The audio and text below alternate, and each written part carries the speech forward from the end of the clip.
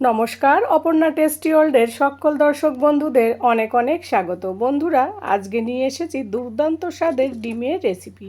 আর এইরকম একটা ডিমের রেসিপি থাকলে আর কিছুই লাগবে না, ভাত রুটি পরোটা সব কিছুর সঙ্গে জাস্ট জমে যাবে। আমি এইদিকে দেখো ডিম সিদ্ধ করতে বসিয়ে দিয়েছি। তো ডিম সিদ্ধ হওয়ার পর ডিমের যে উপরের যে খোসাটা, সেই খোসাটাকে আমি ছাড়িয়ে পরিষ্কার করে নেব। আর এইভাবেই আমি 3টে আলু মোটা মোটা করে মতলব লম্বা লম্বা করে কেটে সিদ্ধ করে ওর খোসাটাও এইদিকে দেখো ছাড়িয়ে নিয়েছি। সেগুলো তোমাদের সঙ্গে দেখাইনি, যে আলুটাকে মাঝখানে কেটে 4 ভাগ করে লম্বা লম্বা করে খোসা ছাড়িয়ে নিয়েছি। আর এদিকে একটা পেঁয়াজ কেটে নিয়েছি।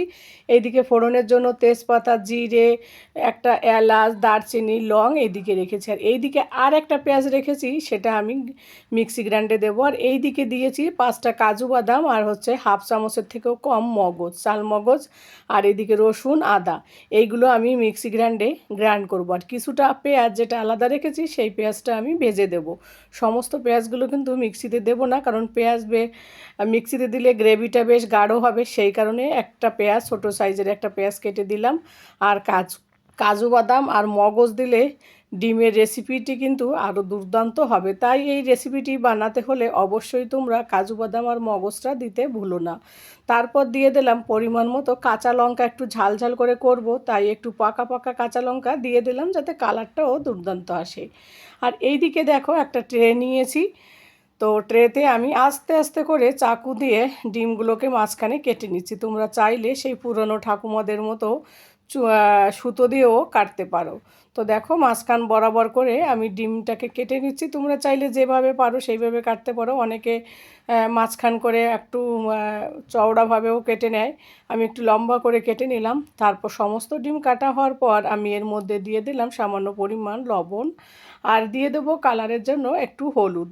এই হলুদ আর লবণ দিয়ে খুব আস্তে আস্তে করে এই ডিমটাকে মাখিয়ে, তো দেখো বন্ধুরা পুরো ডিমটা মাখানো আমার কমপ্লিট।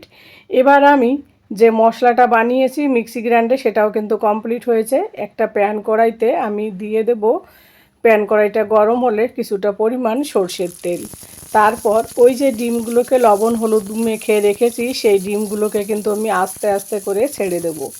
আর এইভাবে তোমরা চাইলে ডিম নাও কাটতে পারো, তবে হ্যাঁ, এই রেসিপিতে অবশ্যই চেষ্টা করবে ডিমটাকে এইভাবে কেটে দিতে। ডিম কেটে দিলে তারপর যে ফ্রাই করা হয়, তাহলে তো কিন্তু ডিমের রেসিপিটি খেতে আরও দুর্দান্ত হয়। তাই অবশ্যই ডিমটাকে মাঝখান বরাবর কেটে দেবে। তো ডিমটা দেখো সব ডিমগুলো দেওয়া হয়ে গেছে। এবার আমি একটুখানি গ্যাসটাকে মিডিয়ামে রেখে একটু ভেজে নেব। ভেজে নেওয়ার পর তারপর আমি আস্তে আস্তে করে ডিমটাকে আমি উল্টিয়ে নেব।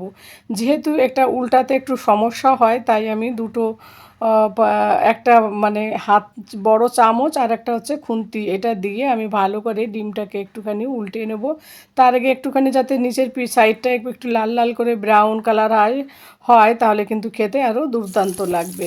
আর এই যে কালারটা হয় না, এই ভেজে নেওয়ার পর এই ভাজার এই কালারটা এই যে এসেছে পিছনে, এটাই জন্যই কিন্তু খেতে বেশি ভালো লাগে।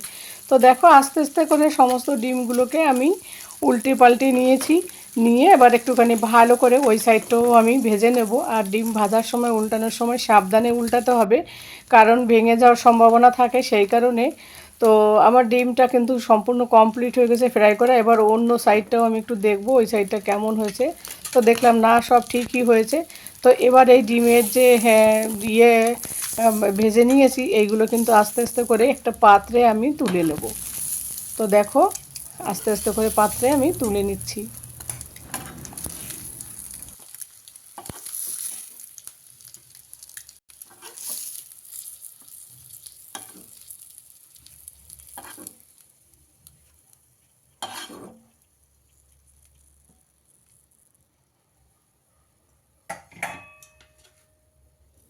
এবার আমি ওই প্যান কড়াইতেই যে অবশিষ্ট তেল রয়েছে, আমি কিন্তু আর তেল না দিয়ে যে আলুগুলোকে আমি একটু সিদ্ধ করে নিয়েছিলাম, সেই আলুগুলোকে কিন্তু এর মধ্যে দিয়ে দিলাম। দিয়ে একটুখানি হালকা করে ফ্রাই করে নেব। যেহেতু আলুটা আমার সিদ্ধ আলু, তাই বেশি না ফ্রাই করলেও চলে, আবার ফ্রাই করলেও চলে, না করলেও চলে। তবে হ্যাঁ, আমি একটু হালকা লবণ দিয়ে, যেহেতু তেল রয়েছে ওই প্যান কড়াইতে, আমি যেহেতু এই কড়াইতে রান্না করব না, তাই এই যে তেলটা রয়েছে এই তেলে দেখলাম একটুখানি আলুর কালারটা একটু চেঞ্জ হয়ে যাবে, খেতেও বেশ ভালো লাগবে, তাই একটু ভেজে নিচ্ছি। আর এইদিকে দেখো ডিমগুলো ফ্রাই করার পর কি দারুণ কালার এসেছে।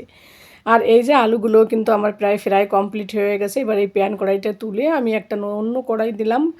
এবার দেওয়ার পর কড়াইটা যখন গরম হলো এর মধ্যে দিয়ে দিলাম আমি কিছুটা পরিমাণ সর্ষের তেল। তারপর দিলাম একটা তেজপাতা মাঝখানে কেটে, আর হচ্ছে দুটো শুকনো লঙ্কা ফোড়নে।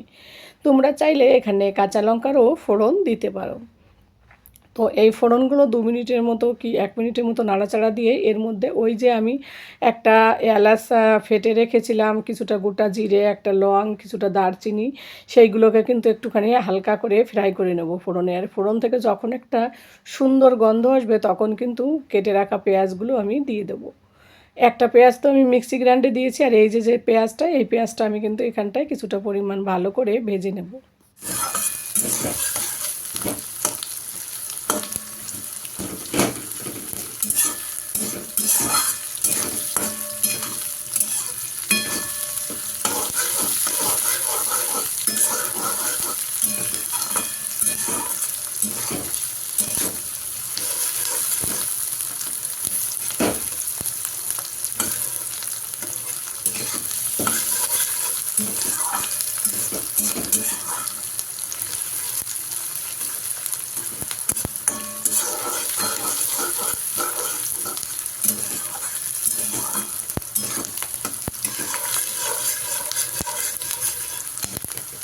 বন্ধুরা, পেঁয়াজটা যখন ফ্রাই হয়ে গেল তখন কিন্তু এর মধ্যে আমি ওই যে মিক্সি গ্রাইন্ডে যে মশলাটা করে রেখেছি সেই মশলাটা দিলাম, এবং সেই মশলার যে বাটিটা সেটাও একটুখানি ধুয়ে দিলাম যাতে মশলাটা সবটা এর মধ্যে চলে আসে। এবার আমি এই মশলাটাকে একটু ফ্রাই করে নিলাম।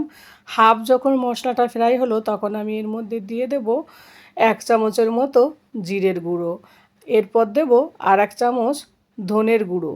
তো ধনের গুঁড়ো আর জিরের গুঁড়ো 1 চামচ 1 চামচ করে দেওয়ার পর এবার এর মধ্যে দিয়ে দেবো 1 চামচ কালারের জন্য হলুদ, আর দেবো পরিমাণ মতো লবণ দিয়ে বেশ ভালো করে মশলাটাকে আমি কষিয়ে নেব যতক্ষণ না মশলা থেকে একটা সুন্দর গন্ধ আসবে এবং মশলা থেকে তেল ছাড়তে শুরু করবে। সেই জন্য এখন আমি গ্যাসটাকে একটু লো করে রেখে দেবো যাতে আস্তে আস্তে করে মশলাটা ফ্রাই হয়। আর বেশি যদি হাই করে রেখে দিই তাহলে পুড়ে যাওয়ার সম্ভাবনা থাকে। তো বন্ধুরা দেখো 5 মিনিট পর মশলাটা কষানো হলো, তেল ছাড়তেও শুরু করেছে। এই পর্যায়ে ওই যে প্যান কড়াইতে যে আলুটা আমি একটু ভেজে রেখেছিলাম সেই আলুটা কিন্তু এর মধ্যে দিয়ে দিলাম। দিয়ে 4-5 মিনিটের মতো এখানটায় একটুখানি আলুটা আর একটু মশলার সঙ্গে মিশিয়ে নাড়াচাড়া করে দেব, দিয়ে যাতে মশলাটা আর একটু আলুটা আর একটু কষানো হয় ভিতরে কাঁচা ভাব থাকলে, যাতে ঝোল দেওয়ার পরে আমার বেশি সময় না লাগে। সেই কারণে এখানে 5 মিনিটের মতো আবার আলুটা মশলার সঙ্গে কষিয়ে নিয়েছি। আর দেখো মশলাটা লেগেও যাচ্ছে। এই পর্যায়ে এর মধ্যে আমি দিব গরম জল। এই রান্নাতে যে কোনো রান্নাতে গরম জল দিলে কিন্তু স্বাদ দ্বিগুণ বেড়ে যায়, আর রান্নাটাও কিন্তু চটজলদি হয়ে যায়। তো ওই কারণে আমি একটু গরম জল দিয়ে ভালো করে মিশিয়ে দিলাম, খুব একটা জল দেব না যেহেতু রান্নাটা প্রায় আমার কমপ্লিট। তো এবার আমি এইভাবে রেখে দেবো, ঢাকা চাপা দেবো না। জলটা যদি সামান্য একটুখানি যখন কমবে তখন ওই ডিমগুলো আমি এর মধ্যে ছেড়ে দেবো।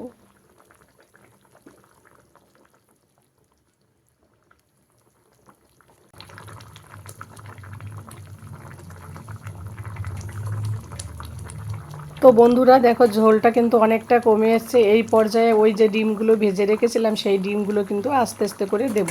আর এই ডিম দেওয়ার পর জাস্ট 5 মিনিট রেখে দিলেই কিন্তু রান্নাটা আমার কমপ্লিট হয়ে যাবে।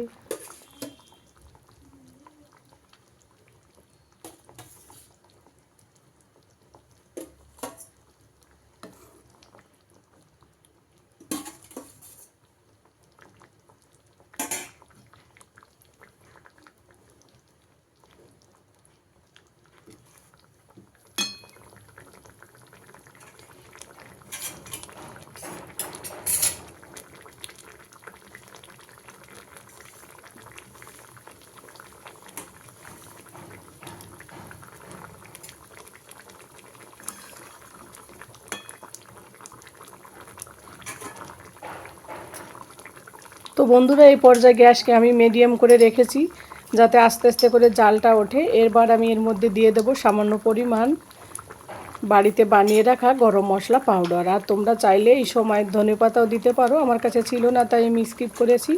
তো যাই হোক, এবার এই মশলাটা দিয়ে একটুখানি হালকা করে মিশিয়ে দেবো। দেওয়ার পর গ্যাস এবার আমি হাই ফ্লেমে রেখে দেবো। একটু পরেই আমি এটাকে গ্যাসটাকে বন্ধ করে দেবো, যাতে রান্নাটা খুব জলদি হয়ে যায় আর ডিমগুলো যাতে ভেঙে না যায়, কুসুম আর ডিম যেন আলাদা না হয়।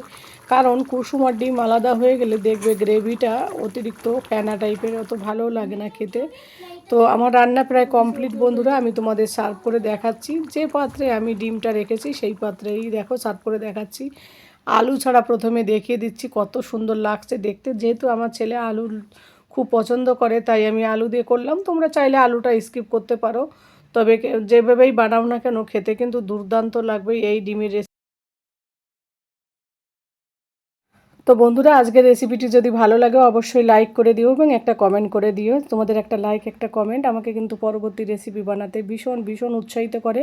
আর এইদিকে দেখেই বুঝতে পারছো দুর্দান্ত কালার এসেছে, কোনো শুকনো লঙ্কার পাউডার ব্যবহার না করেও, আর খেতেও কিন্তু অসাধারণ হয়েছিল। যদি ভালো লাগে অবশ্যই বাড়িতে ট্রাই করে আমাকে জানিও তোমাদেরও কেমন লাগলো। আশা করি বাড়ির সকলে চেটেপুটে খাবে। এরকম একটা ডিমের রেসিপি থাকলে আর কিছুই লাগবে না, ভাত মাছ মাংস ফেলে রেখে কিন্তু এই ডিমের রেসিপি সবাই খাবে। তো বন্ধুরা, আজকের মতো এই পর্যন্তই। পরবর্তী অন্য কোনো দিন অন্য কোনো রেসিপিতে তোমাদের সঙ্গে অবশ্যই দেখা হবে। আর এত সময় ধরে যারা যারা আমার রেসিপিটি দেখছো তাদের সকলকে জানাই অসংখ্য অসংখ্য ধন্যবাদ এবং অনেক অনেক ভালোবাসা। তো লাস্টে একটু আলু দিয়েই তোমাদেরকে দেখালাম। দেখো, সম্পূর্ণ রেসিপিটি কিন্তু আমার পুরো তৈরি। এখন জাস্ট খাওয়ার যতটা সময় দেরি, জাস্ট জমে গিয়েছিলো। আমি রান্না করে বলছি না, করছি বলে বলছি না, তোমরা অবশ্যই এইভাবে ডিম মাঝখানে কেটে সিম্পলভাবে রান্না করতে পারো। তো বন্ধুরা, আজ এই পর্যন্তই। Tata, bye bye.